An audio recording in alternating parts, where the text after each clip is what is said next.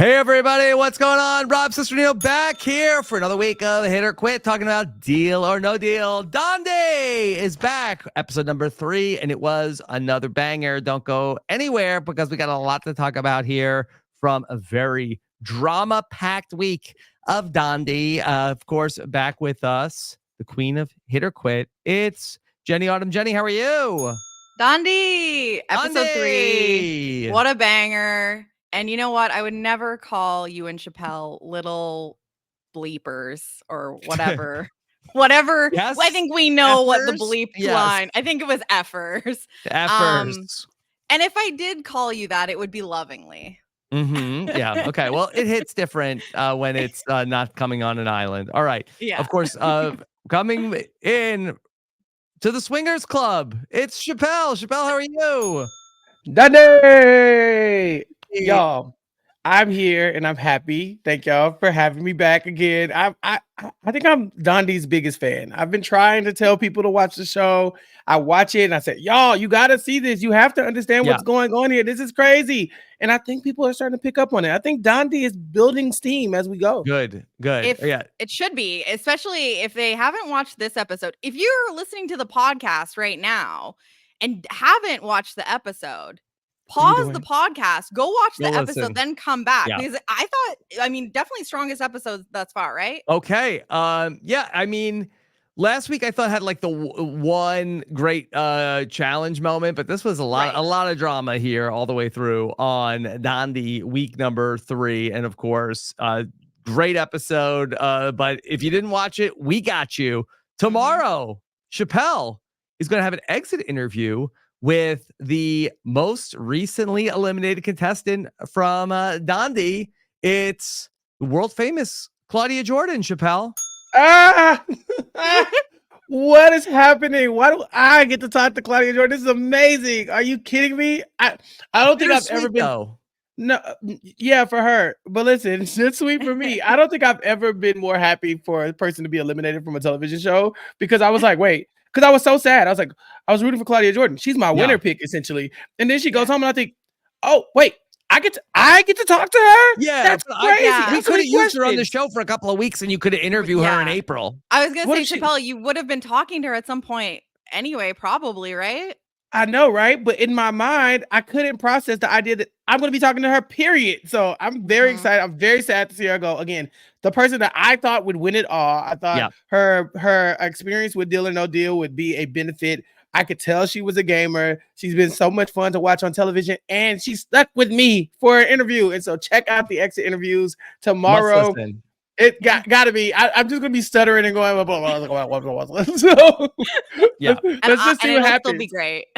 Okay, of course you can check that out in the Hit or Quit podcast feed, and then up on our YouTube channel, robhasawebsite.com/YouTube. Got a lot to recap here from this very jam-packed episode of Donde, and boy, the tension is high on Donde. Yes, and I mean, like that is my only not my only sadness. The one sadness of this episode, though, with losing Claudia, obviously, like, really, really fun character, but a lot of the drama, like, she was the gas on the fire, really, here. Like, yes, we have kind of these two warring factions of Boston Rob and Kim Mattina. I can't believe, this is a thing that we're talking about this in 2024, wild things. But Claudia was very much like an antagonist here. Like, she was definitely hates Kim so much. She hates her so much.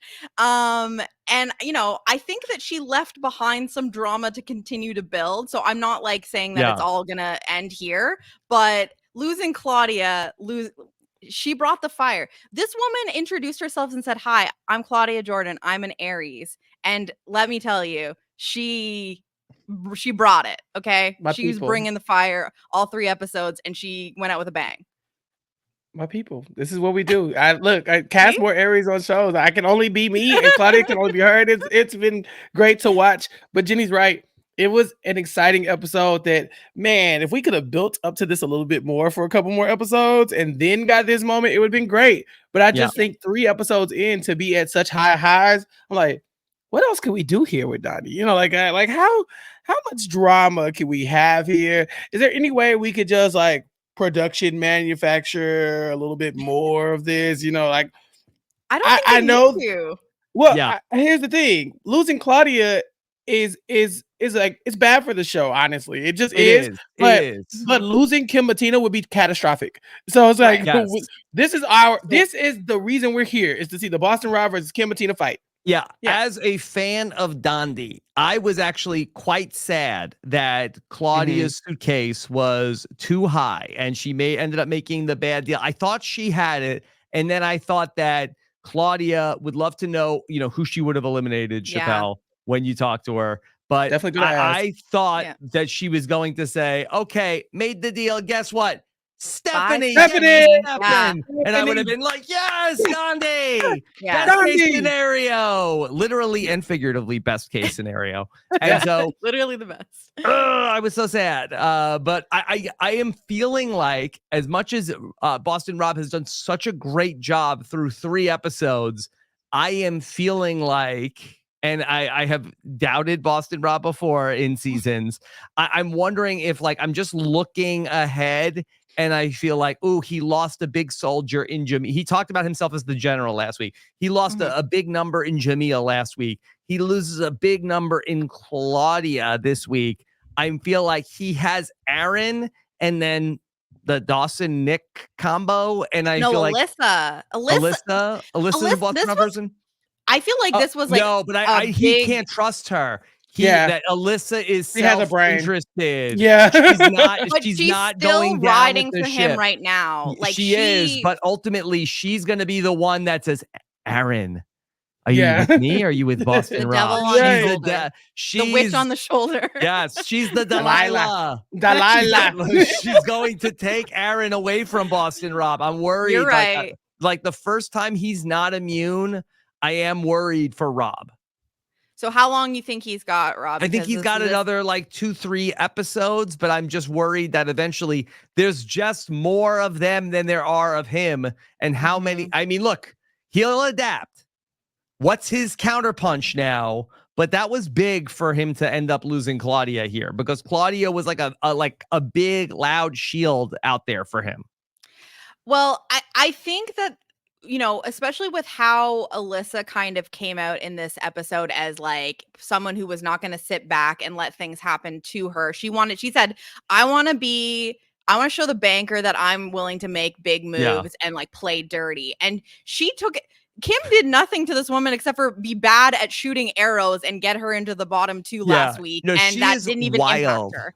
Yes. But she came out this week and said, you know what? This woman didn't do anything to me personally, but I am going to stoke this fire and come up with this plan to try and get her out. So Chappell, like she's Melisandre. She's like, witch. I want a witch. I'm gonna cast my spells and I'm gonna do everything to take out Kim Mattina. Yeah, if she takes off her necklace, she might be older than Kim Mattina, like Melisandre. Oh my god! I think that this was a very interesting episode for Alyssa. Last episode, we saw that it was Alyssa who was like, "Oh, she has a mind for the game. We should keep an eye on her." This episode, Jenny's right. It's for seemingly no reason at all, but to stoke the flames or to impress the banker, which I still have not figured out what the point of impressing the banker is. He wants drama, I guess. She really wants to impress the banker. Kim Mattina's venting to her. She's like, that's how you feel. Seconds later, we see her telling everybody, anyone who will listen, that Kim Mattina is saying awful things about Boston Rob. And yeah, Rob, you're right. Rob said, I got people. I got shooters. You know what I'm saying? Like, I don't have to do as much work if I got soldiers. And his soldiers stepped up for him in this episode. Rob, did you expect to hear a Robert DeCanio reference in this episode? The general? Really? I didn't think I didn't think Boston Rob remembered the general existed, Rob. Yeah, I'm the general now. Yeah, full circle. Too far. Call me Boston Rob DeCanio. It came full circle, y'all. I'm sorry y'all missed it. All right. Well, let's talk this through. We had a little bit of drama in the very beginning of the episode where I love how they gaslight Kim Mattina after like they were all like talking their smack to her. then Rob and everybody's like, they were all like clutching their pearls of like, we didn't like it that you were saying you were gonna come after us. You go kick our asses. You gonna kick our ass. That felt personal. That hurt. That hurt. He's a sensitive man now. Okay. Yeah, they didn't like that. They didn't like that. Since he even admits it, he's like, he didn't care. But he cut to him being like, "Of course, I know it's a joke." Yeah, but then so Kim Mattina is then venting about the whole thing to Alyssa. She's like, those effers, that effer Rob and Claudia. I thought the word she was using, I thought she was calling them a word for the a body part, the anatomy.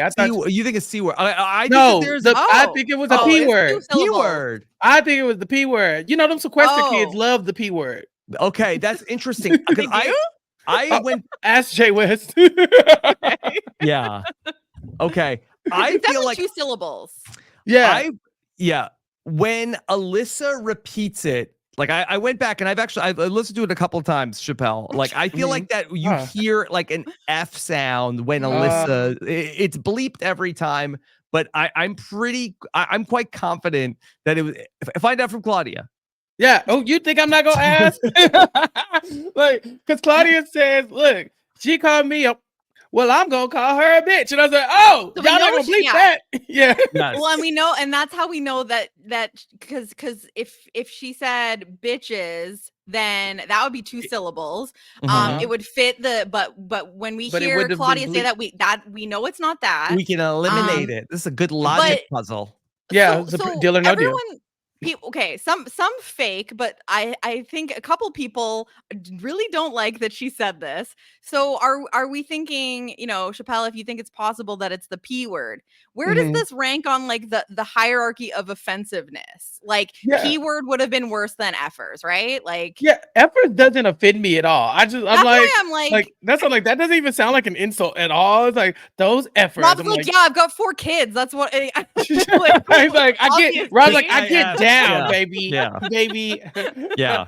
I'm one of the best in the biz. But you call me the P word. I'm like, okay. Yeah, I'm like, what? Excuse me? What did I do?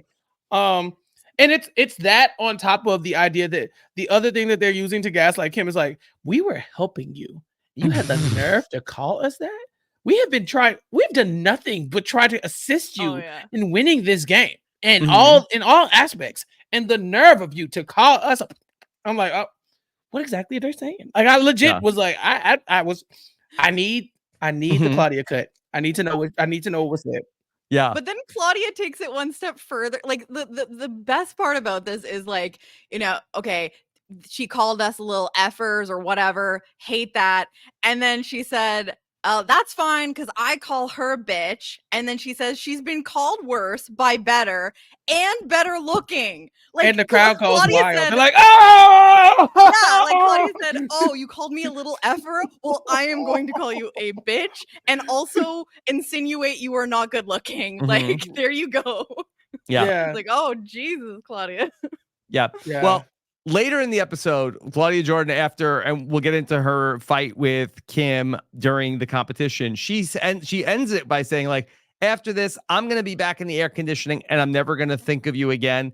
And Chappell, for your sake on the exit interview tomorrow, I hope that that's not true.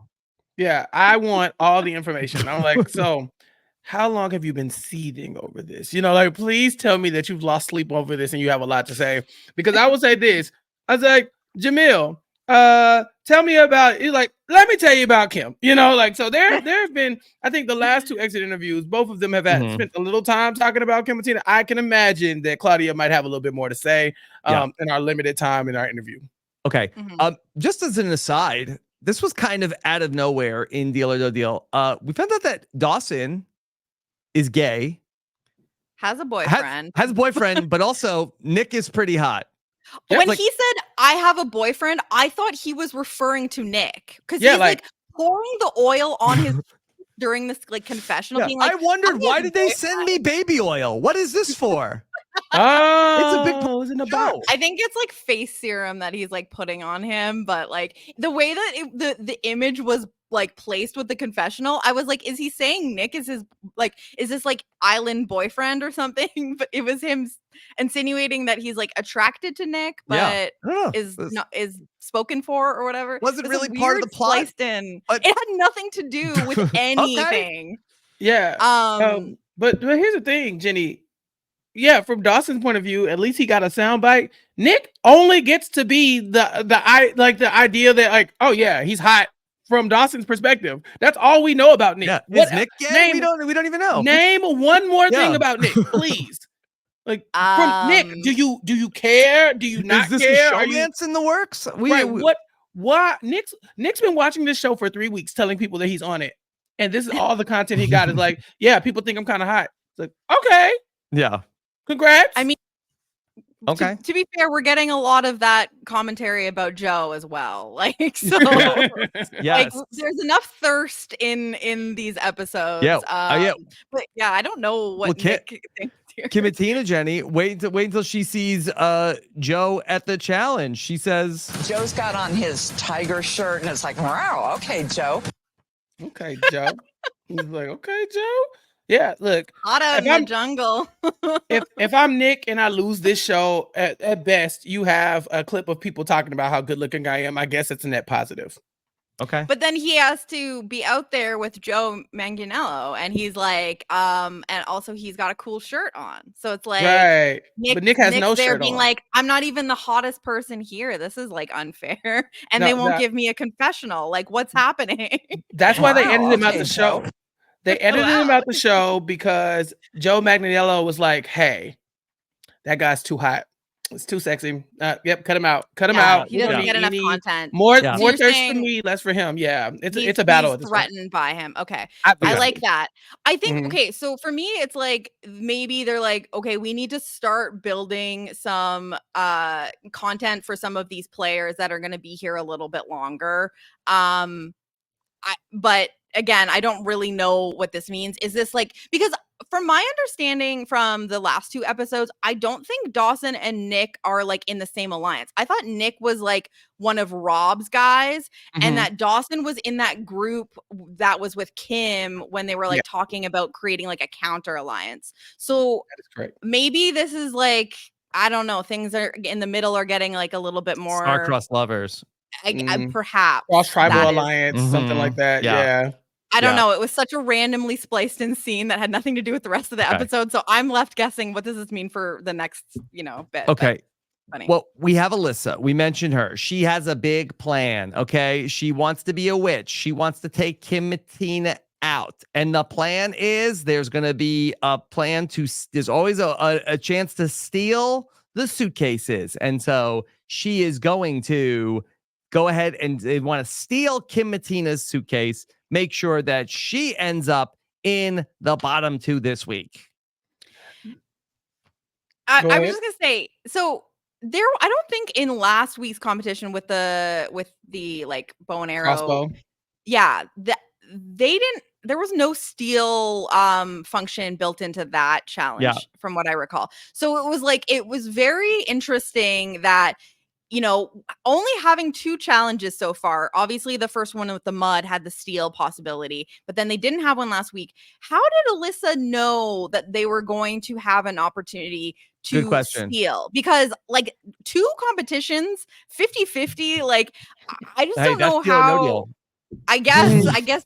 And maybe that's her showing the banker that she's ready to play. She's like, I'm going to bet that there will be a steal function in today's challenge. Yes. 2 steals. I suspect that they probably get kind of like a tree mail, some kind of like, I think they probably got like a rundown of what the challenge was going to be before they walk in and see it.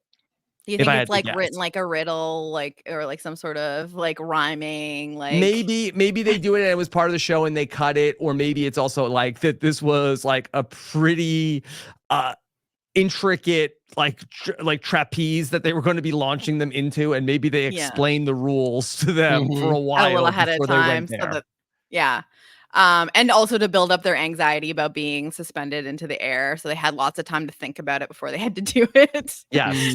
But yeah, so Alyssa, again, being the person pretty much least impacted by Kim's dealings and no dealings, decides to be the mastermind of this plan that apparently everyone was in on. We didn't see Alyssa talk to everyone, but it seemed like everyone was in on this plan, because the only way it could work is that if everyone decides that if you get the steal, you steal Kim's briefcase to make sure she's in the bottom 2, and that's our best chance of getting her out. So we know in the very least that like Rob and Aaron knew about it, obviously, and then we see Alyssa have this conversation with Claudia and Stephanie. Yeah, which. Yep. And we saw how Stephanie felt about that. Is this a good plan? Because to me, I feel like that it's a plan. Like if you're Boston Rob, this is a great plan. You love this plan. It's like, hey, let's take Kim's suitcase, especially once Rob has the high case and he's immune.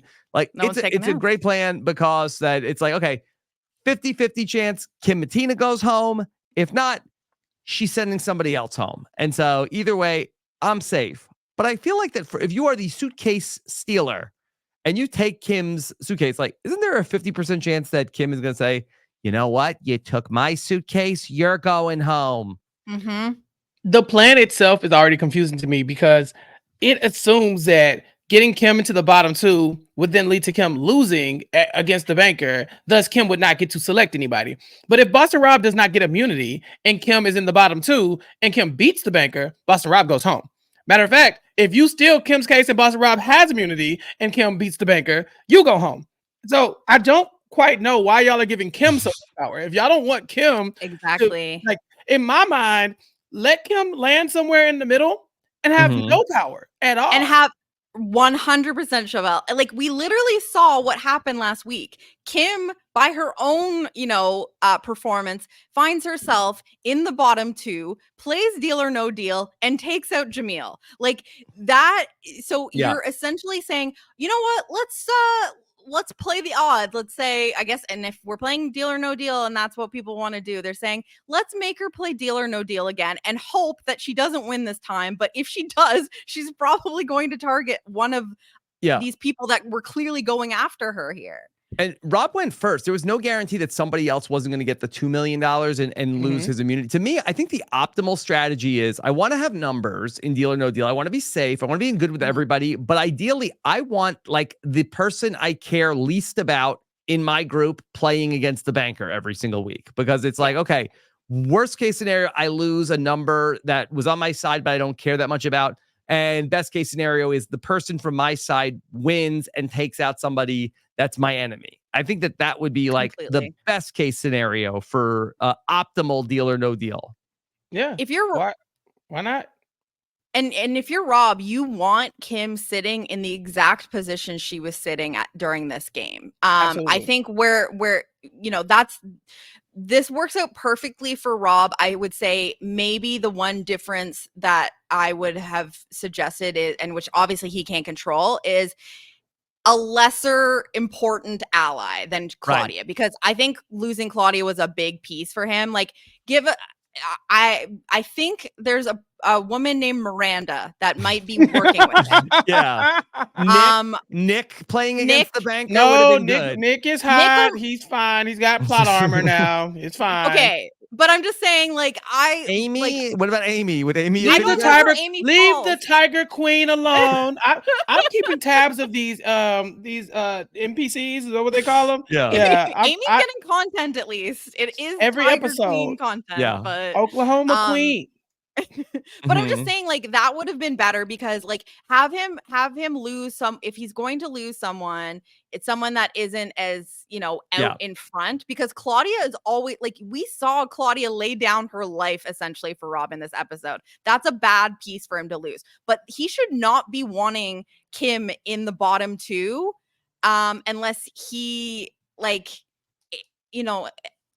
he shouldn't even be choosing Kim to play. I would say, like, well, I guess maybe if he's safe, but it's like the more he does this, like, I don't know, it's getting risky. Yeah. Okay. Had Alyssa hit this $2 million case, Rob's not even immune. And so Kim goes in the bottom 2. She can pick him. He can go home. Backfired. Could have backfired big time. It's too messy. You want to leave these people in a spot where they don't have any power. And Kim Mattina has proven over 3 episodes that she knows what she's doing. She has not been blindsided by any of this. She's like, no, I understand. Like, except for Alyssa like kind of double dealing, but she has picked up on, okay, these people are working with me. These people are working with Rob. Like, she knows his tactics. She's seen it before. So while everybody's like, Rob's like, oh my God, it was so personal. You said you were going to kick our ass. Kim is like, I see what you're doing. You know what I'm saying? So just gonna say that. Yeah. So putting her in a position where she has to make the choice isn't great for anybody who is anti-Kim Mattina. Also, letting Claudia make the choice isn't great because Claudia almost might, I mean, we don't know this. Claudia might not have even picked Kim at some point. So you're right. She risked her life to save Boston Rob, but Kim Mattina might have still been here next week to fight another day. So I just feel like the plan was flawed. It was impressive that Alyssa was able to get that ball rolling, but there was definitely some holes in there that I probably wouldn't have been okay with. All right, let's talk about the challenge where, okay, let's go to the Swingers Club. And here at the Swingers Club, we're going to launch people into the air in some kind of like trapeze cannon where you are going to be like, Joe has like some kind of like steampunk lever that he is going to pull and then eject you into the air. And this was a tough spot, I thought, for Rob to go first, to not even see. I don't know if they watched somebody else do it first, but that this thing was like you were like really going. You were launched. Because you that's the thing is like, so it was randomized who went first, or like the order. Rob is going first. He, I would think that after watching a couple people go, you would get some idea of when to release your bag. That is a terrible statement. Usually but try to wait. Yeah. Yeah, you want to know the right time to do that. Because there's like it basically was like kind of designed like almost like a hopscotch sort of situation. Like it was like these tiered blocks of different values, and wherever your sandbag landed, that was the value you got. The fact that this man goes first, like this, we saw him hit that target last week in the most ridiculous, like impressive way, and this man goes first and hits the $1 million.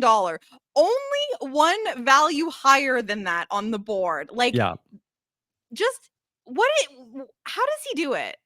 That just seems so wild to me. Like, what horseshoes, right? You can't say this is skill, right?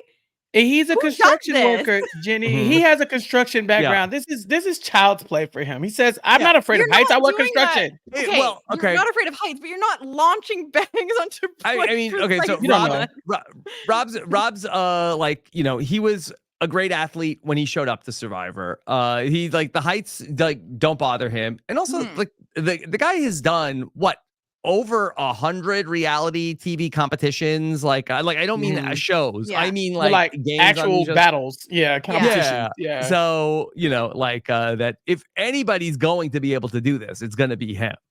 Right. He has by far, he's the most skilled of any of them, just on a baseline level, because he has done this before. The pressure doesn't get to him like it would get to everybody else because he's been in front of the cameras. He's done challenges like this on Survivor, obviously not like this, but like similar to this on The Amazing Race as well. And then he's like he's a seasoned veteran when it comes to this reality TV stuff. So yeah, he probably has a good feel for this in a way that other people would kind of crumble under the pressure.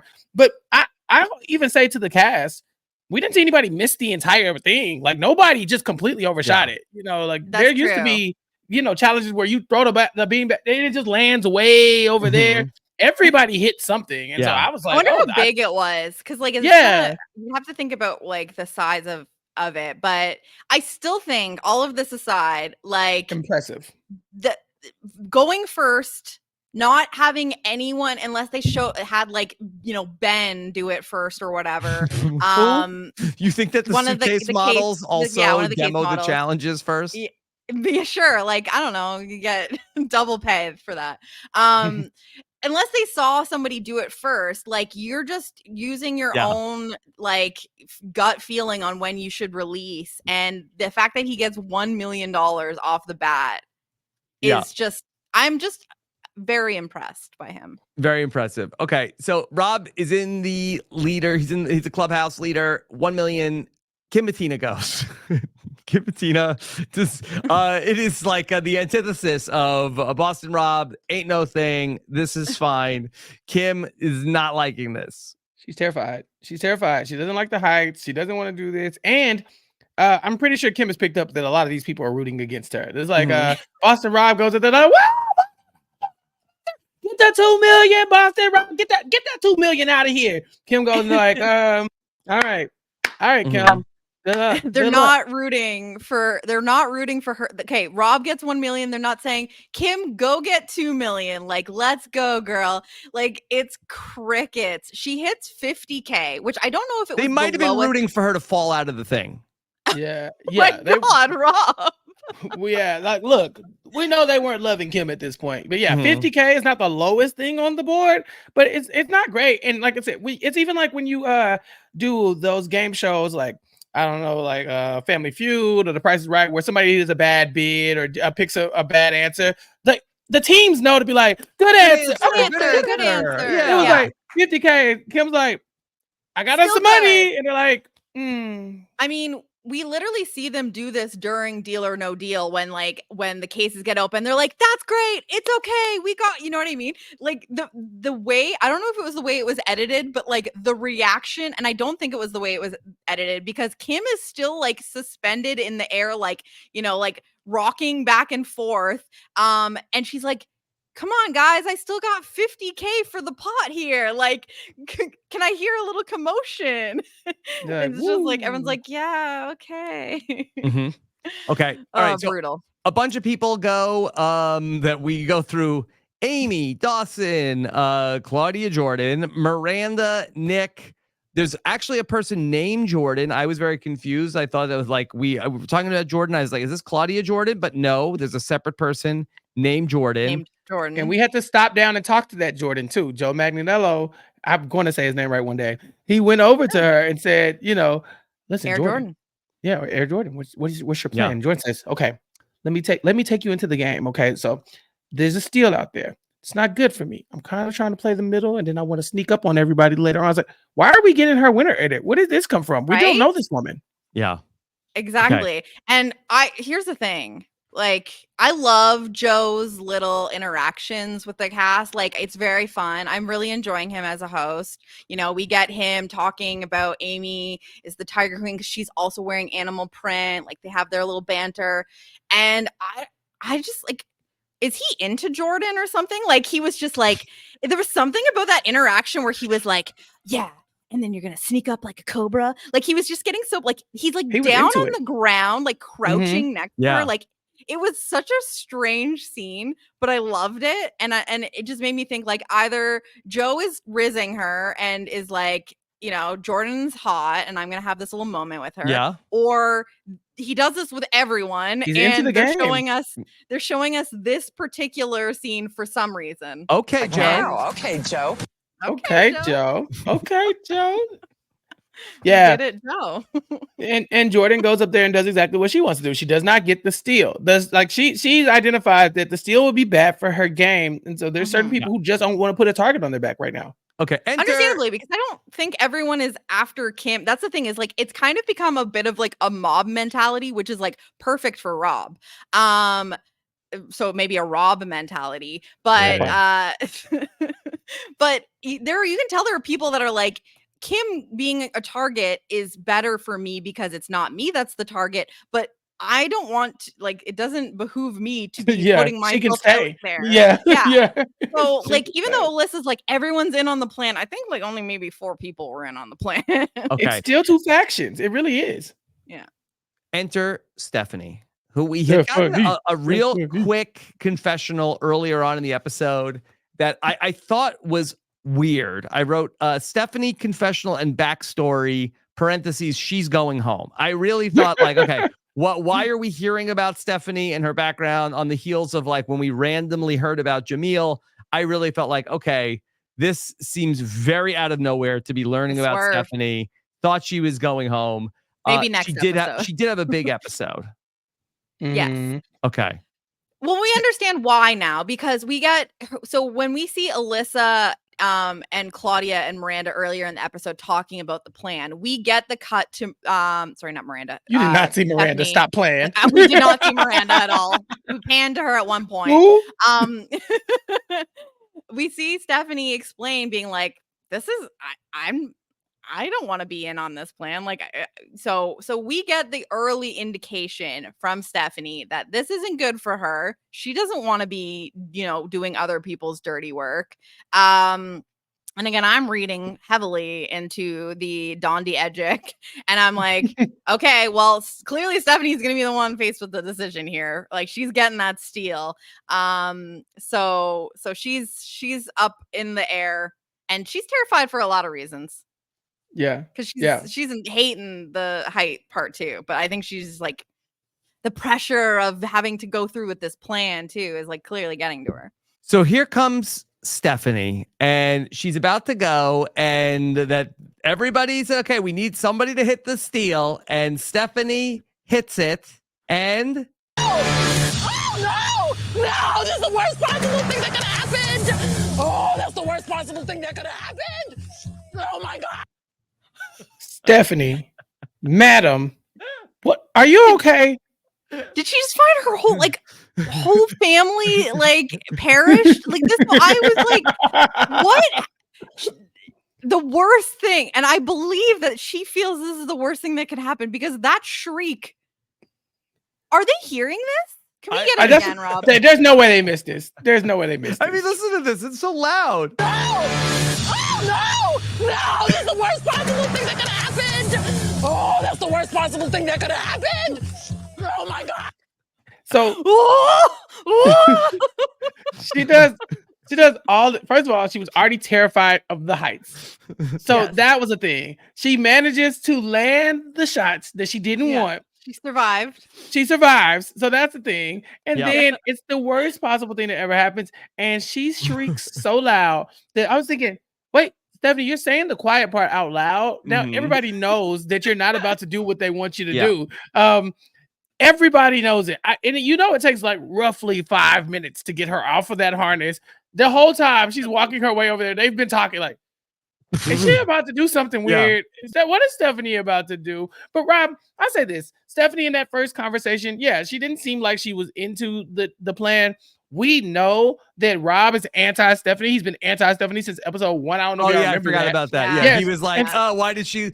Okay, now it's all coming back to me. She lied to Boston Rob about what suitcase she had or what briefcase she had. Exactly. And so she's never been on Team Rob. So when they came to Stephanie with that plan, Rob's not been giving Stephanie the time of day, and she hasn't been giving him the time of day either. She's in that other faction. So when Alyssa and Claudia are like, so we're obviously going to do this dirty work for Rob, Stephanie was never into it. Now, why Stephanie would go up there and telegraph what was about to happen, I have no clue. But she was in a full panic attack. It gets weirder. Okay, so she has the chance to steal. I guess, and she has to do it, right? She can't just say like, "I'll just take it." I can't steal anybody's. I'll take the 0. Yeah. So and why would you do that? Yeah, it's like, so Boston Rob has the highest case. He has immunity.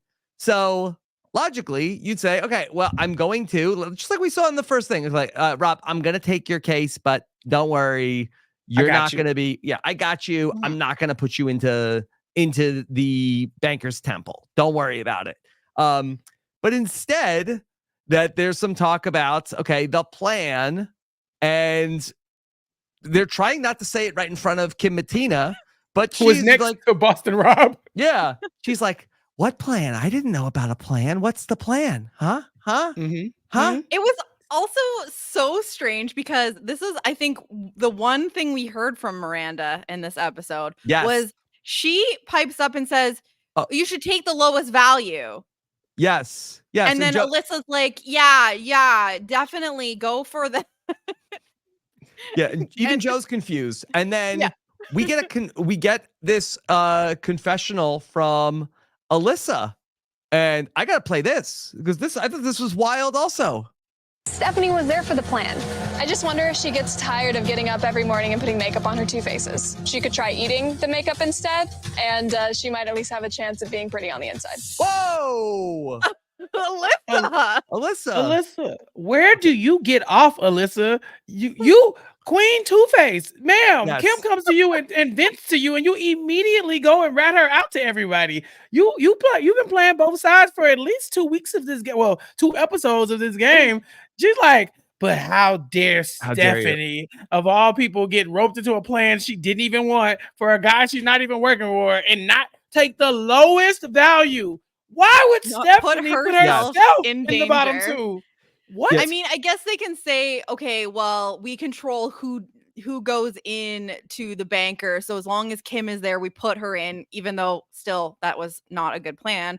I just think, like, why does Alyssa think that she's not pretty on the inside for not wanting to be a part of some plan that gangs up on a single person in this game? If anything, she's like, leave me out of it. Yeah, let's just go jump the older woman. If you're not down for it, I'm sorry, you're ugly on the inside. It's like, oh, it just seems a little much. Yeah, it was a lot, but she did warn us. She said that, you know, if I existed in the 1700s, they would have burned me. She's saying that she's playing dirty, but it's just, that's why I'm not totally worried about the loss of Claudia sucking out the drama, because we have enough people here that are still like, whoa, okay, yeah, where'd that come from? Yeah. Chappell. So I want to make a comparison for Alyssa and a Survivor. To me, this is like our modern day Natalie Bolton, where this is like our fan who's out here seemed like, okay, this is like a nice, like normal enough person. And now here she is wanting to floss with people's jugulars just out of nowhere. Boy, I remember that Natalie Bolton, those moments like it was yesterday. It's like the whole season, Natalie Bolton's just there. She's just there. Every now and then she does something. Maybe she has some strategic conversation. Then it's down to like Eric Reichenbach and all the girls. And all of a sudden, Natalie Bolton is the most evil human who ever existed in the world. She's like, yeah, I should have slapped him up like his mama used to. Pow, pow, pow. Like she's doing hand motions, like, yeah, and then I'm gonna floss with his jugular. Like I was like, where is this coming from? Who is this lady? Yeah, Alyssa's got a little bit of that in her, and I'm fine with that. 3 episodes in, as long as she can keep it going. But I feel like this is the type of stuff that puts a target on your back. Because if I'm Stephanie, I'm like, Alyssa, girl, what are you doing? You know, where's this coming from? Now, is she able to hide it? Yeah, that's it. Is she able to hide it? Maybe, but we see it. We see it. Alyssa for the Traitor season 3. For real. And Claudia for that matter. But that part. I mean, I feel like it was very obvious how big a part of the plan Alyssa was through this, because she was so vocal during this whole like challenge about like, you know, I don't know. I just felt like every time there was like conversation, she was like inserting herself and like commenting on things. She was the one saying, yeah, like agreeing with Miranda, being like, you definitely take the lowest case here. Like, duh, you definitely put yourself in danger. Pretty obvious move. Yeah. Yeah. Joe's like, what the hell? Yeah. Okay. Yeah. But let's talk about where things start to escalate from here. Believe it or not. Okay. Let's enter Claudia Jordan. Okay. Because Claudia is not happy. She's telling Stephanie to chill out. And then Rob brings up about how that, hey, we heard you're calling us effers. We didn't like that. Okay. And Claudia Jordan didn't like it either. Well, you know what? Since we airing the laundry right now, let's talk about it, because I have been being fake nice to you today, being respectful because you're my elder. Okay. All right. That's Jesus Christ. What an opener. She pulled a Sandra from the Traitors. Like, yeah, Larson's got to be like 10, 15, 20 years old. Yes. Okay. Claudia is respective of her elder. Okay. But you're wicked. Yeah, you are. You called us. No. You said you sat here being fake to me all day long, knowing you've been calling me names. No, yes, you have been. Okay. Oh my God. Lie to me one more time. Lie. No. Keep lying. I need some tea. There's some right back there. Okay. Joe. Joe. And we're like, Joe, the tea is right here. It was odd. There was like a sweet tea station also. Right behind them. I don't know how that tied in, that there's like always like a beverage of choice at the challenge. Sometimes it's like a lemonade. Cucumber water. Like, They got on the radio. Listen, Bring in the tea. We need it. We need it for this challenge. Trust me on this one. Yeah. Perhaps like, someone said, I'm gonna spill the tea today, and then Kirsten like McInnes. craft services was like, okay, we're doing tea, we're bringing tea to this challenge today. And they all have like a big glass, Jenny. They all like, they're nice looking glasses. They're like they look like, I don't know, they're beautiful glasses. They're just out here in the jungle with their banker glasses spares no expense. Yeah, I mean, They've been they're impressive. not roughing it. Yeah. Okay. You're wicked. You're wicked, Kim. Okay. But that's Could be a compliment in like the 90s. Yeah, where Boston Rob comes from, you say like, Rob, you're so wicked. Wicked good at this. Thanks, Wicked. You know, this game's wicked hard, but we're good. Yeah. All right. But okay. But you know, for Claudia, she does not forget being called an effer. I got cramps. I'm in the jungle and I'm tired. When you get called the in the jungle, it just hits different. See, that bleep sounded like C word to me. See, that's what I'm saying. For me, it's always been P word. I never wavered. Now, I got cramps. Does that tie it back potentially? Oh, thematically? Oh, possibly. I mean, I think all things could be considered if she got cramps. Like I don't want to X anything off. Let's give her some extra grace, because as a cramp haver, yeah, I definitely don't want those. Is there a play on words? Is what I'm saying. Right. That's what I'm saying. Yeah. Like, oh, you think I'm that? Well, guess what? I was like, oh, well, you know, I try to stay out of women's business when it comes to that kind of stuff. Yeah. Here, let's play it again. I got cramps. I'm in the jungle and I'm tired. When you get called in the jungle, it just hits different. So what is it about being in the jungle that makes being called that word hit different? Or is it just anything would hit different in the jungle?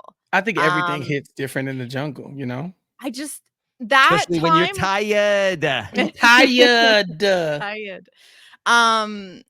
Yeah, that bleep sounded like one syllable to me, which is why I thought it was C word. Let's see. One more time. I got cramps. I'm in the jungle and I'm tired. When you get called in the jungle, it just hits different. An F in the jungle? For me, it's always the P word. It's two syllables. I don't know how she got in so quick, Chappell. Listen. I got cramps. I'm in the jungle and I'm tired. When you get called in the jungle, it just hits different. It feels like it just rolls off the tongue, y'all. I don't look. Not that I say it often, but you know, if need be. That quote is so much better to me though if the bleep is the C word, because it's like the same sound as jungle. You know what I mean? It's like I got called a bleep in the jungle. Like, I don't even think that was up for consideration yet. Did Kim Mattina call them the C words? I don't think so, but no. I feel like maybe is Claudia Jordan like kind of, is it telephone game? Is she changing what she was like the called? Match game. Yeah, no, this is very fun. Especially when Boston Rob says, several people told me that I've been hearing from all over the place that you have been calling us this word. Yeah, several people told us this. And Kim said, I actually only told one person. She's like, no, everybody's been saying. She's like, nope, still only told one person, so I know where this came from. Again, Kim Matina's not new to this. She's been in these streets. She remembers who she said this to. Right. Yeah. Yeah. All right. Well, then we keep going, okay? Kim and Claudia again. You fake cry with that Karen book every time it gets hot. Yes, say something. Say it. I've got nothing to say. I have nothing to say to you because you're a snake. Oh my God, you're whack. You're whack. Aaron's losing it. Yeah. Oh my God. Oh my God. Is it at this point that then suddenly a tree falls over in the jungle? No, I believe so. I think she does more a little bit. Is it right after this? I felt like there was more to the argument than like you're a snake. That wasn't the kill switch, was it? Was that when she went and got the tea? She's like, I need some tea. Yeah. Right. Yeah. And Joe got the tea. I think there was a little bit more. There wasn't anything like super memorable, and then the tree falls over. It was the mic drop moment. Tree drop. It's like, wow, the banker is always listening. Yeah. Wait, which is wild because the trees that they're suspended from are just falling. Is anybody else not concerned? Joe said 100-year-old tree. Maybe this is the point when Claudia's like, you know what? I take my case. I will go against the banker because I might die out here. Not safe. So I'm tired. I'm tired. Like, listen, and look, I understand it. It gave so much context.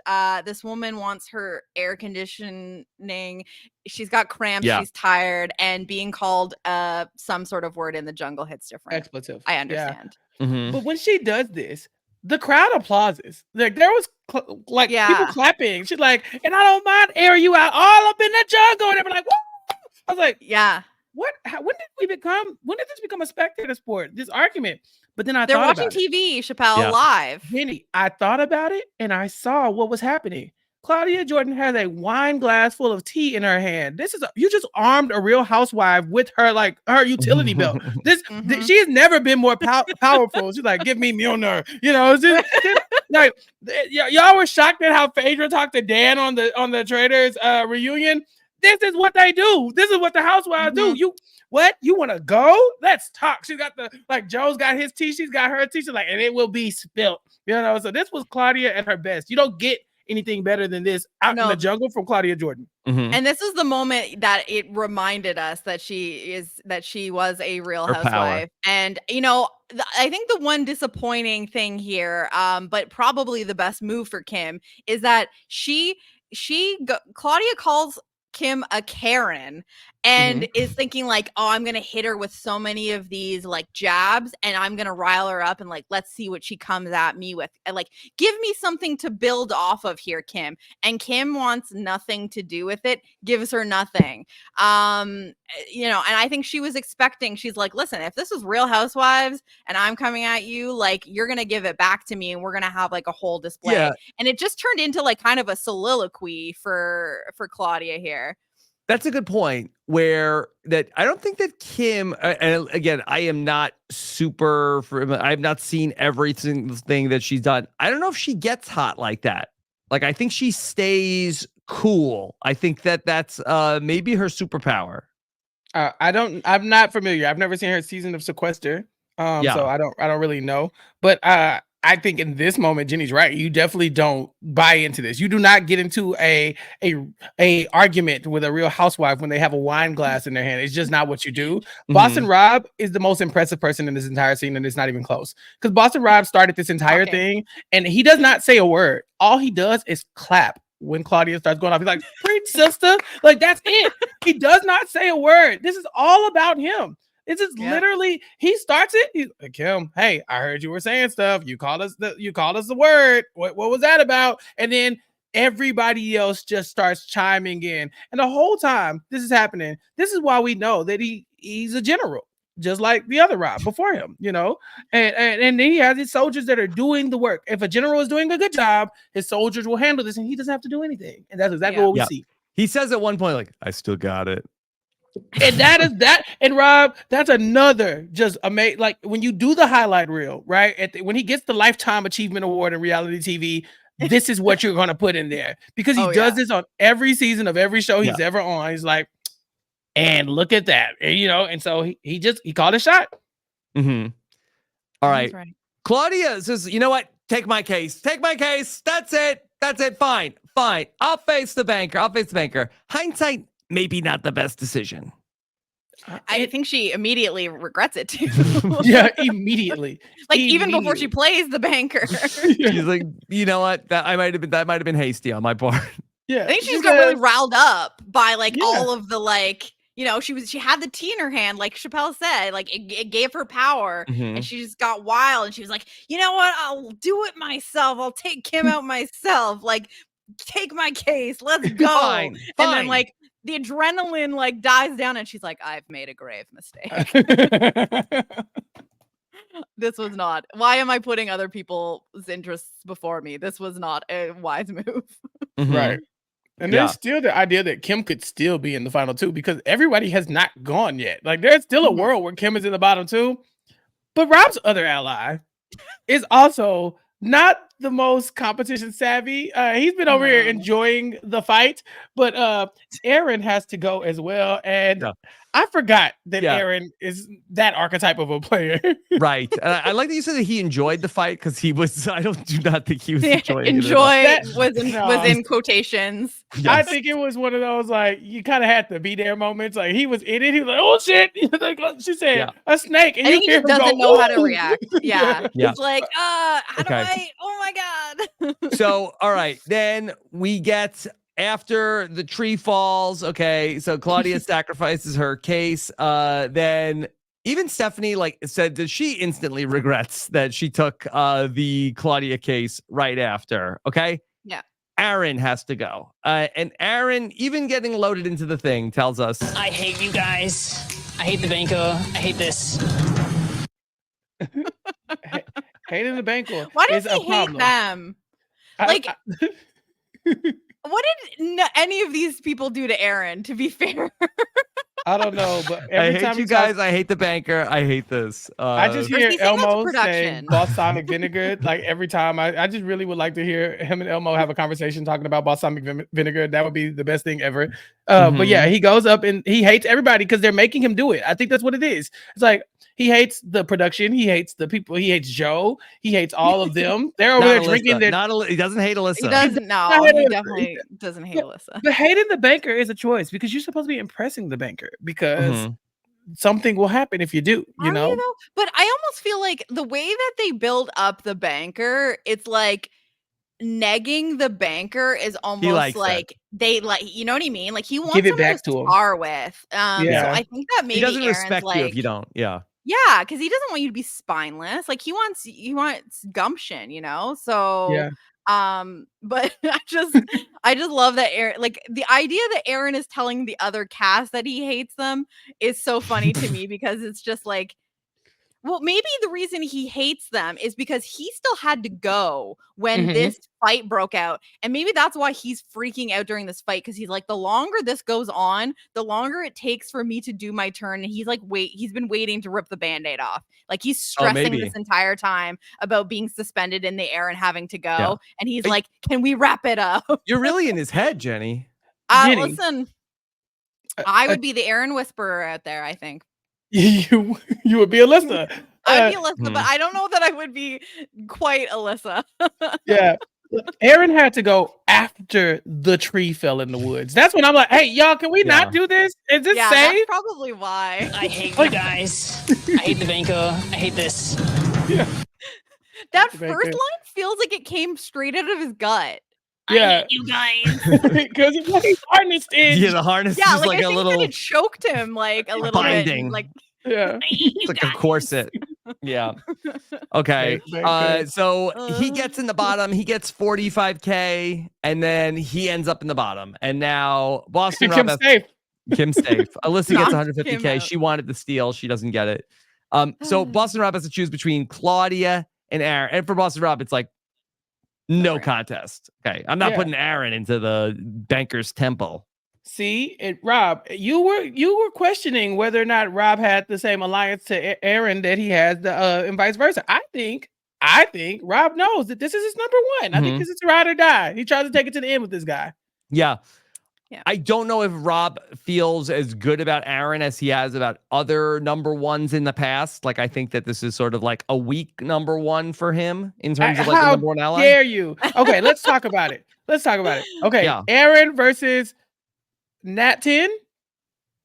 I think he had much more faith in Natalie Tenorelli. How dare you? Yeah. Natalie, I believe Natalie Tenorelli to this day. Boston Rob calls her, is like, hey, Nat, I need your social security number. She's like, in a second. Here it is. In a second. No, she does not ask a second question.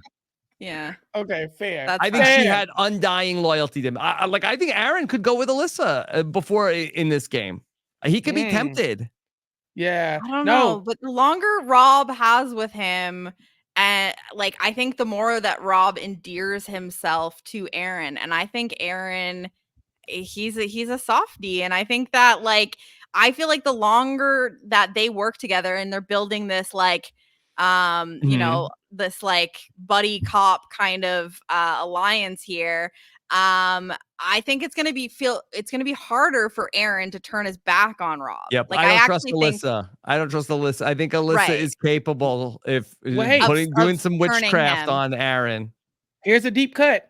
Alyssa is Ashley Underwood. Rob's coming after her next. He's got to get her out of the way. Yeah, he's like, this is got to. That's the shark move. He's got to forget Kim. Forget Kim. Timothina is of no concern. She can't win a competition. Don't worry about her. It's this Alyssa. The call is coming from inside the house. Yes, Rob. I fully agree with you. But here's the thing which makes me feel better about Rob's position here. I actually think, yes, I can see the argument of the longer Alyssa is also here, she's a piece that could take Aaron away from Rob, and that he really needs Aaron on his side to succeed in this game. I feel, especially after this episode, Alyssa has made other enemies, and he might not even need to take care of Alyssa himself. Yes. He could have a cat's paw take out Alyssa. Exactly. Yeah. And I think that that's a great situation for him, and something I actually see happening, because like with Claudia gone now, I think Alyssa kind of emerges as like the person, the loud person against Kim. And now there's going to be some tension with Stephanie, I think, after this whole Steele debacle. So I actually think that it could work out really well for Rob without him having to even lift a finger. Someone else is going to take out his next big problem. Okay. Yeah. And Rob goes to Aaron and says, Aaron, I tried to save her. There's nothing I can do. I mean, I said if I could. Yeah. But Miranda's coming for Alyssa now. What are we gonna do? Yeah. You know what I'm saying? Right. Line them up. More double confessionals for Boston Rob and Aaron, please. Oh, this is precious. Boston Brains, please. The Boston Brains. The Boston Brains. But this is amazing because Rob, everything works out for him in this round. Like, he not only gets the people fighting, he gets the target on Kim. He got Claudia taking the L for him, all because he said, Kim, that wasn't nice what you said about us. And everything just lined up. He walks away with immunity. Stephanie doesn't take it from him. It's just, this is a criminal mastermind. And Aaron says, oh, you're really good at this. And he goes, but you're a hero versus villain. You were a hero, right? And Rob goes, no, I was a villain. He's like, what? So now we know from this that and Aaron's voice squealed up like you just did, Chappell, when he's like, what? Like, he did not believe, he was shocked. He was gagged that that Rob was actually a villain and not a hero. And so he knew who Boston Rob was. We got that opening confessional of them in the Jeep or whatever. He knew, and he knew that he needed to be careful. He said, in these games, you either like you're working with Rob or you're working against him or whatever. But how did he not watch Heroes versus Villains? Did he only watch like I just now Redemption I just know. In fairness to Aaron, like I think he might have been like 12 when that show was on TV. Like in fairness, he's maybe just not a super fan. Yeah, he's not a Survivor super duper fan. Okay. Yeah, he knows and enough also of the lore. Yeah, but also if you watch Heroes versus Villains, Jeff forgot that Rob was a villain too. It was like every episode was like, that evil Russell is coming after Rob, and Rob is being heroic. And Rob had the line on the mat of like, wait, I'm a villain? I'm a villain? Yeah. They showed that in this show, didn't they? And then he comes back for the next season, and they're like, okay, we bring out Boston Rob, and they're like, what? And then and Russell has boo boo Russell. So he got a very different edit. But Aaron, start to think about this. If Rob is a villain and the thing he just pulled off was amazing to you, maybe you're on the villain's tribe too, Aaron. Have you realized that you might villain be adjacent. you might be in bed with one of the most calculated people on the show. You might want to watch your back, Aaron. Yeah. Okay, so we go back. We don't spend a lot of time after the competition back with everybody. Just a little bit of Claudia talking about how she's a people pleaser. That's not good. Stephanie has regrets, and we basically are going to see that it's going to be Claudia going into the banker's temple. Okay, and Claudia is going to have a big decision. And we get the like early, hint that this is not necessarily a, Claudia or Kim going here. She's strongly considering Stephanie, and basically uses the same rationale that Kim was using when deciding between Jamil and Claudia last week, where she says, like, I know what I'm getting with Kim. Like Kim is a snake, but I see her.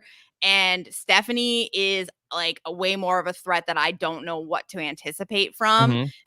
So it's like, it was very interesting, like the juxtaposition of like two people on different sides using the same rationale for potentially not taking each other out. Like, it's too bad we didn't get to see it play out the exact same way, but it was very interesting. And I would love to end up hearing whether she would have taken out Stephanie or not. Okay. All right. So let's then go to our banker's temple. And we had been talking last week last week there were only 12 cases. I had said, okay, the producers were like, 20 cases is too much. 12, this is it. This is better. No. I think Jenny was saying like, no. I think it's just because of the cases that they opened. I was wrong about this, but I'm still right about 20 is too many cases. Yes. So both things can be true. Yes. I think it will vary depending on what the activity is. Yeah. And I don't know if they necessarily, maybe they might have like had like another call from the banker that they cut. It seems like though, if they made any adjustment, it's that, okay, we have 20 cases, pick 9 and we're going to hear from the banker once, and then pick another 8 cases and we're going to hear from the banker twice. Only 2 calls came from the banker. So Chappell, I feel like that if anything, I feel like they streamlined how many banker calls there are. I think I would prefer to have less cases and more calls from the banker, but. Do you think it has anything to do with the fact that Claudia was knocking out all the good cases? I mean, when she starts out, she comes out of the gate, and I think her second case is the $1 million. So the first one. Yeah, the first one is the $1 million. It's like, all right, we let's cut to the chase, because eventually, if you start taking out this was Claudia when they opened the $1 million case. Oh no, this is the worst possible thing that could have happened. Oh, that's the worst possible thing that could have happened. Oh my God. I love how it goes up at the end. Yeah. Well, remember, Jenny, it's swinging from a tree when it's happening. Yeah. So it's like a seesaw effect. But yeah, she comes out the gate and hits $1 million, and then she takes out like a few of the other big ones to where unless Claudia is a gambler, which we find out she is, she could be saying scraps. But she could be saying no deal. Taking a deal very quickly after this. So I think at that point, the banker is more incentivized to make the deals faster. Like, all right, let's do it twice because she's running out. Because it like at this point, all the big numbers are gone. She might have the penny. She might like, whatever. I'll take whatever you give me. So Claudia gets like actually totally screwed here because actually, so in just this the very first, so she picks out case number 1. That was her old case. She takes that. We now know that's the $500,000 case. She then opens the $1 million case. She cannot win there is no scenario now where she can win by taking a deal. The only way she can win at this point now, we know now, is by opening every other case and not taking a deal, because there is no deal that will be higher than $500,000 now that those 2 cases are not in, or at least that there's no $1 million case. So nothing can ever be higher than 500,000. This was one of the worst cases for her to take. If she, because there was a point throughout her talking through her options here where she basically says like, this has got to be the 500K case, which was literally true. Was there any situation where she could say, I'm not taking the deal because I know I have the 500K case. So give me like like I'm not gonna take a deal. I don't think like, she could make a counter offer. She could just like, or is there just like nothing you can do there? She'd have to do like no what deal and keep the Aaron case. did in the first episode and just go all the way to the end, where the last deal that comes through, where we get it down to there's a penny, there's $175,000, and there's $500,000 left. Yeah. She could say, no deal, I'm going, and then opens like one more case, and it's the penny, and then they get she'll get a deal that's probably like $350,000, and then she'd have to say no to that one, and then open her case. Now, where she was at, like it's so hard because we're looking at this with the lens of knowing now that she there from the jump she was basically in an impossible decision. Is there any data to reasonably say that she should have known better, or she should have like kept going and just been like, if she truly felt like she had 500K, was like, just let's keep going instead of taking the deal? Because I just like I think no. I think it's a like a coin flip game, like for it's so gamblers. But it's just like, I just keep thinking back to that clip of her being like, and I didn't really understand what she was saying, but because it was kind of convoluted, but she was saying the offer when she got the offer. I can't remember what that offer was. The one. So I have it all. 180K. Yeah. So okay. So at the end, okay, she's left with there are 2 cases left, and her case, which she had taken. There is the only available values left were a penny, 175,000, and 500,000. Yeah. The banker's offer was 180,000. And I know people were saying I got it wrong last week, but I feel very good this week. Okay. No, I understand. But what she said was, okay, and then maybe you can respond to this part, Rob. So she said that offer isn't normal for what kind of offer this is. And then which I didn't understand that sentence. And I like watched it like twice or 3 times to understand what she was saying. And then she said, there must be 500K in here, which they explained to us in like a clearly spliced over like audio of Joe explaining even the banker doesn't know what's in the case. So yes, I was just trying to understand like her why did she say there must be 500K in here? But I'll say my counterpoint is, and maybe she has more to add to this tomorrow when you talk to her. She also said that Joe said, what do you think this offer is going to be? And she was way off on what the banker's offer was going to be. So she's not in the banker's head. Yeah. She was like, it'd be like 25 for the first one. Yeah. And they were like, it's 50 something. And there's like, oh, okay. Yeah. Well, yeah. Mm-hmm. Yeah, the way she wins this is by saying no deal until she is the final case. Like that is what she does. It's essentially what Aaron did. It's what she does. She has to go down to the final offer and say, at this point, he's offering me 180K. Maybe I have the 500K, but if not, then I mean, you take this deal, you guarantee yourself 100K. If you don't take 180K, if you don't take the deal, then you could potentially end up with, what was it? The lowest one was a penny or something like that. Yeah. So remember, they're trying to bank this money for the prize pot. And so Claudia is gambling because she wants to get the most out of the deal. She's not playing with the idea of, and then I will go down to the case that I have. She's like, let me run up the money as much as I can and then take the best deal that I get, assuming I don't have the 500K. Yeah. I don't think her thought process is, I do have the 500K. I just need to take it.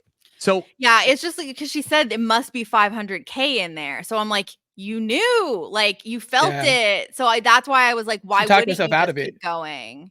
She talked herself out of it, because if she's wrong, then she ends up with the penny. And although I guess she does not survive the round, but she only banks a penny to the pot. And so it's like she might as well. She cares too much, like absolutely. About the prize pot. Really, the deal or no deal island part of this game is kind of wacky, because like the regular deal or no deal game, you're just trying to like go home with the highest number. Like tell me if I'm way off on this, but it's almost like your best case scenario here would be you don't want to open any suitcases with low numbers. Like the ideal scenario for you on the board would be the $1 million and then a penny, $1, $5, $10, $25, 50, and then it's like the bankers. The banker called, and the offer is $125K. It's like, well, deal. There's like 9 things that my suitcase could be, and so like you want to like go up there and knock out all of like the middle numbers of like 125, 250, 300, 400. Like that's the stuff that's gonna make you lose the game. Yeah, but the low numbers help you. But it's less about losing the game and more about the gambling aspect. And I think that's why they all talk about gambling, because it's going to come down to, if you leave all the low numbers, and let's say your highest number is $1,000, the banker's going to say, all right, I'll give you $1,200. And everybody's going to say, but the millions out there, what are you doing? It's like, okay, I guess I'll take $1,200. It's like, no, you don't want that. You want to get all the small things out. So the banker's like, all right, I'll give you $800,000 to stop. And they're like, all right, I'll stop now. Okay, cool. $800,000. Like, it's still a gambling aspect. And I think that's the part that, like, yeah, you could survive the round the way you just talked about it. And that's probably the optimal strategy. That's all I care about. That's all I care about. Right, exactly. But then what if you do that and survive the round, and then the very next round, somebody else goes and they say, well, you're not adding to the prize pot. Let's get you out. You know what I'm saying? Like there's incentive to want to survive, but there's also incentive to want to gamble. Yeah. And I'll deal with that tomorrow. You know, like if somebody's salty that, oh, you didn't put enough money in the prize pot. Yeah, like if Martina took $1,200, they would just like, sure, like if they hang her from that falling tree. If Martina put $900,000 in the prize pot, they'd say, why didn't she put in $1 million? Exactly. What would have happened Selfish. So what would have happened if Claudia decided to keep going, thinking that she had $500K in her briefcase, and and let's say she was wrong and she had, let's say, $175K, but she decided to go down to the last case and ends up making a bad deal by virtue of, expecting that her case was higher. What happens to that money that, like, doesn't she still get that money, whatever the offer was or whatever was in her case is what goes into the prize pot? I think it would depend on like what the final offer was from the banker. So if she has in her case, if you want to give her like 175, okay. So then so say she opens another case and it's it's the penny. Okay, it's the penny. Okay, so now 175 and 500K are left. The banker's offer is going to be like 300K, and she's like, you know what? No deal. No deal. I got 500. She opens her suitcase. It's 175K. She loses. Right. But what happens with money there? The banker's deal is what they get, I believe. But if she says no deal, then they're gonna get whatever's in her case. I think that's what it is. I think if she says no deal, then they get her case.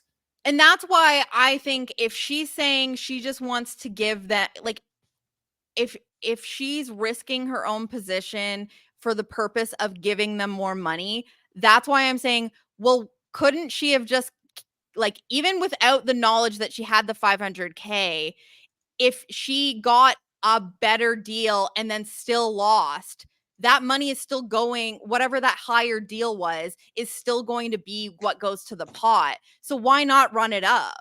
Why not just go all the way to the end? That's what I'm asking. Yeah. And again, I'm not like a gambling person, so that's why I'm like not sure if that makes sense. But if they're gonna as long as it doesn't become like, oh, well, then they get nothing, then why not? Like, just in case that it is a penny. Like, sure, but yeah, but it's like if you gambled your life away for a penny and still lost, it's and also like, you win if your case is the penny. So there's no downside there, right? No, if your case is the penny, you lose because the banker offered you $175,000 and you took a penny. No, you win then because you took so if you say no deal, sorry, yes. Yeah, if you say no deal to the end and you have a penny, you just lost the game and you only gained a penny. But I think that in the scenario that we just went through there where she opens the penny first, I think that the best thing is to just keep going there. But and say no deal. Because they're still gonna make a decent amount of money. But yes, if the penny is still on the board, that's a lot riskier. But she didn't get down to that. You know what I mean? Yeah. It's like I almost feel like she chickened out. Yeah. Yeah. Anyway. I mean, it's 175 versus the move. Yeah. I mean, it's not an awful move because I mean, yeah, what are the we see the odds that she has the 500K. She just happens to have it, but at the same time, yeah, I think she was running the money up. I think she was. I mean, she was going to have to go all the way down to the 500K anyway the moment they got the million. So. And like you said, she was kind of in an impossible situation. Like the odds, you pick the second highest case as your case, and then the first case you open is the one case higher than that. Like that sucks. There was no way she could have taken a deal and won. She said at the end, it's not time to be cutthroat. What did she mean by that? Well, stick to the plan.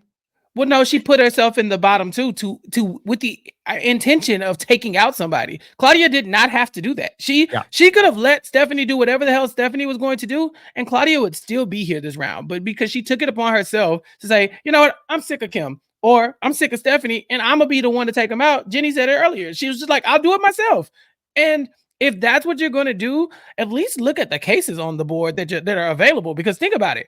Claudia knew the two highest cases were $1 million and 500K. There's no wiggle room between that. It incentivizes all of you to be aiming for higher cases because the more little cases you have in there, the more odds you have to just knock out the biggest variance. You know what I'm saying? She hit both of those. There's no third option. If there was like a 500K and then a 600K or 750K, then you have more wiggle room. So yeah, you do not put yourself in a position to be the guesser if you can avoid it. Mm-hmm. Now here is where I'm not being serious when I say this, but like let's get a little like sexy tinfoil hat here, because so Claudia says when she picks her case, she says, I'm gonna pick the case that was my number, and she picks number 1. Then her first case that she opens is the number that she had before. I guess she had like one other number before 9. 1 became her number, and that was 9. Yeah. Two numbers that are like significant to her that the show maybe would have known about, and they just so happened to have the 2 biggest amounts in there. I agree. I'm just saying. She's like, my number is 500,000. My other number is not $1 million. It's like, damn.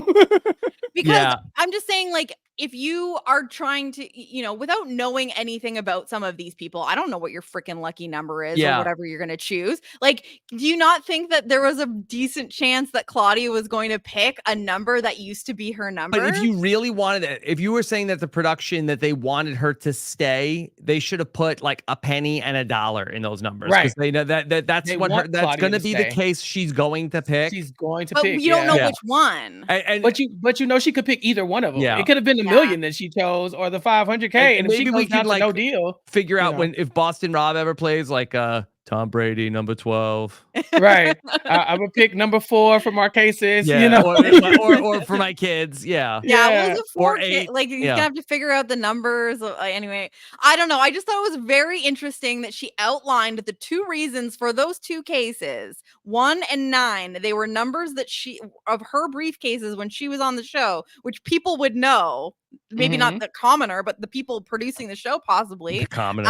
And I just thought it was very wild that those ended up being the 2 biggest cases. Just All right. for a little conversation. I don't actually think anything here. Yeah. And Claudia does give her a big moment where she gets to open a case that she got to pick as well. So multiple that was pretty cases. cool. Yeah. Okay. Yeah. And I wanted to say something else about that. Was she did she manifest her departure there? Because we only see her do it the one time. I don't know if they let her open more than one. Did they let her open more I only than remember one? her doing the one. She opened up one, and then I think it was like the one in the back. Like they said I think it was maybe she like asked to do number it. 15. Mm-hmm. And you still got it? You remember how to do it? But she said, I remember what she said. I just want to do it one last time.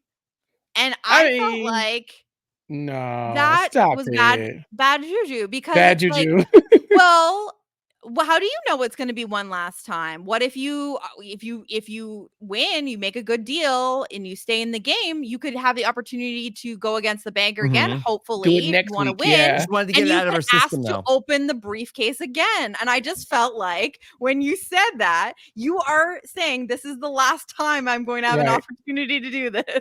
Speak positivity into your life. You should have said, yeah, first of many, probably. You know, and then you're like, I'm okay, just saying, like, listen, the briefcase was already chosen, but you know, put the positivity out there. Don't say it's gonna be the last time. Big agree. Chappell, anything else from episode 3 of Dondi? No, this was wild. This was good. I remember, so I watched the episode prior to it airing, and I was thinking, people need to watch this episode. Like, what are they gonna see? How is people gonna know that it's this wild on Dondi right now? And then I saw Claudia Jordan had been doing interviews, and they had released that clip of the fight between her and Kim as a preview. I was like, thank God. And I could not wait to tweet it out. I was like, y'all have to see this. People have to come watch Dondi. It's getting crazy. We're getting Boston Rob's greatest hits episode after episode after episode. I'm not quite sure what else he could do aside from winning and carrying his family on his back while doing it. So I want to see how much further he goes. I do not want to see Kim Bettina go anywhere. Are you crazy? This is the most action we're gonna get if it's these two people to the final 4 or 5 or 3, whatever. I don't know what the end game looks like, but yeah, the more these people are fighting and arguing and gambling their lives away, this is gonna be great TV. So I'm looking forward to whatever's coming next. Okay. We need some of these other people to start becoming villains as well, because we want Step them. We want, because people that Build are up the Suicide making Squad. people that are making like a name for themselves and causing a stir in the game are the people that are most likely to end up facing the banker, I would say, at least at this point. And so we want to have vested interest in the people like going or staying or choosing who goes. But yeah, I feel like there's still lots here to look forward to in Dondi, and hopefully Rob just keeps it going. All right. Well, I'll try, Jenny. You know, we need you, Rob. I'll continue to podcast as long as Boston Rob is going to be there. So great stuff again here on Hit or Quit. Hope everybody else is having as much fun as we are with our Dondi recaps. Jenny, what else is coming up for you? Not a whole lot. I am just enjoying the I don't know, we're busting into spring and all the shows are starting up. Survivor's back. Big Brother Canada decided that they wanted to make me pay attention to the season by bringing back Anthony Douglas. So rude of them to do that to me. I thought I was gonna have more spare time. So I might pop in for some coverage at some point if they keep my interest. But other than that, I will be on social media at Jenny Autumn, and I will be here weekly to keep the Dondi train going, because I won't stop. I won't quit. Okay. All right. We don't hate this. We don't hate you guys. I hate you guys. I hate the banker. I hate this. I hate the banker. I don't hate any of those things. Okay. I do hate the banker. Yeah. Chappell, I know you've got tomorrow Claudia Jordan coming up, or Claudia, as Joe Manganiello says. Okay. Chappell, what else is coming up? Just preparing for Claudia Jordan. I don't know what else. I don't know what to say. Y'all don't have any questions for Claudia Jordan? I mean, you've only got a certain amount of time. You got this. Okay. All right. I'll figure it out. But in the meantime, yes, catch me on Recap Kickback, where I'm doing the most of my podcasting. And of course, here on RHAP, the Nothing But Netflix feed, the Bravo feed, talking to Sasha about Below Deck every week. I just guest on the Free Agent pod to talk about the traders. So I'm all around, but you make sure you follow me on social media at Recap Kickback and subscribe to the YouTube page, recapkickback.com. All right.